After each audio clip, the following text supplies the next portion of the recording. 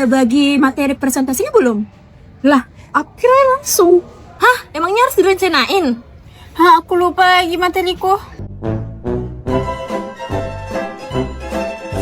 Dia contoh kegiatan tanpa perencanaan. Begitu juga audit kalau tanpa perencanaan, teman-teman. Baik teman-teman, di sini saya akan menjelaskan pengorganisasian dan perencanaan audit. Nah, jadi pengorganisasian audit itu cara mengatur auditor agar tugasnya, tanggung jawabnya itu bisa dilakukan secara objektif dan tanpa memihak. Nah, dengan seperti itu, maka proses audit itu bisa berjalan dengan lancar. Nah, setelah kita melakukan pengorganisasian, adapun perencanaan. Nah, perencanaan itu bisa dilakukan oleh auditor agar meminimalkan risiko setelah melakukan proses audit. Nah, teman-teman, di sini aku akan menjelaskan mengenai aktivitas perencanaan audit internal. Aktivitas perencanaan audit internal adalah suatu langkah yang perlu dilakukan seorang auditor dalam melakukan proses audit. Nah, langkah ini diperlukan agar proses audit dapat berjalan secara efektif dan efisien. Tahapan selanjutnya adalah dengan mengetahui tujuan organisasi dan proses bisnis agar dapat terarah dan juga mengikuti arah manajemen. Kemudian selanjutnya adalah melakukan penilaian risiko atau risk assessment agar dapat mengetahui risiko yang tinggi dan apa sih yang perlu diprioritaskan. Kemudian langkah selanjutnya adalah seorang auditor perlu untuk menetapkan ruang lingkup dan juga tujuan audit, dan serta juga harus melakukan menyusun jadwal dan juga perlu untuk menetapkan ruang lingkup dan tujuan audit, serta menyusun jadwal dan alokasi sumber daya. Dengan perencanaan yang baik, seorang auditor dapat melakukan proses audit secara terarah dan juga menjadi nilai tambah bagi organisasi. Nah, pada kesempatan kali ini saya akan menjelaskan terkait perencanaan awal audit internal. Nah, di mana audit internal pada awalnya itu dilakukan pemeriksaan awal. Nah, hal ini bertujuan untuk menyelaraskan fokus utama tujuan untuk melakukan kegiatan audit internal pada sebuah perusahaan. Nah, tahap awal audit internal juga meliputi survei pendahuluan.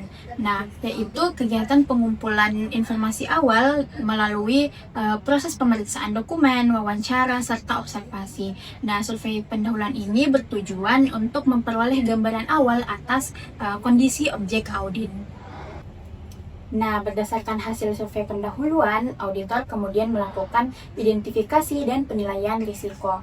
Nah, ini berguna untuk menilai potensi risiko yang dapat menghambat pencapaian tujuan organisasi seperti inefisiensi ataupun kesalahan.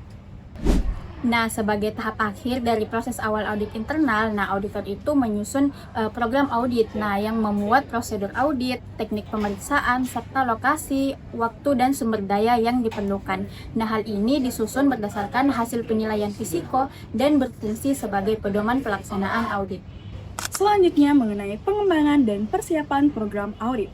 Program audit di sini itu sebenarnya peta bagi seorang auditor. Tanpa peta itu kita bisa nyasar. Ibarat kata kalau kita tidak tahu arah, semua jalan terasa salah. Nah, program audit di sini itu membantu seorang auditor agar proses auditnya itu berjalan maksimal, lancar, dan juga teratur. Apa saja sih langkah-langkahnya?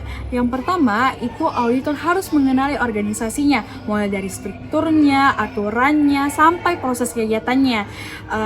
Ini tuh ibarat katanya tak kenal maka tak sayang. Jadi kalau suatu auditor tidak mengenali organisasinya, maka hasil auditnya itu tidak akan maksimal. Selanjutnya itu auditor melakukan penilaian risiko, di mana untuk melihat mana yang paling berisiko dan perlu diperiksa lebih dulu. Dengan begitu risiko awal dari audit itu bisa dicegah terlebih dahulu. Selanjutnya itu adalah menyusun program audit, yang dimana ini tuh isinya langkah-langkah memeriksa dan juga mengumpulkan bukti, karena sedikit demi sedikit lama-lama menjadi bukit. Yaitu auditor menyiapkan jadwal, tim, dan dokumen pendukung. Ini penting karena supaya auditnya itu berjalan lancar dan maksimal, karena pada akhirnya hasil tidak akan mengkhianati proses. Jadi kalau kita bicara soal audit, itu nggak bisa langsung terjun untuk periksa, melainkan kita harus rencanain terlebih dahulu. Nah, contohnya itu ada studi kasus di kantor akuntansi publik Ardania Abbas di Kabupaten Goa.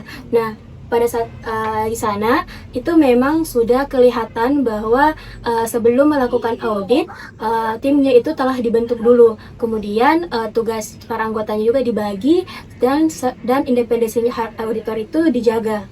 Terus perencanaannya itu juga harus jelas. Nah, jadi ada strategi auditor, ada penentuan materialitas, sampai dengan identifikasi risiko yang kita anggap penting.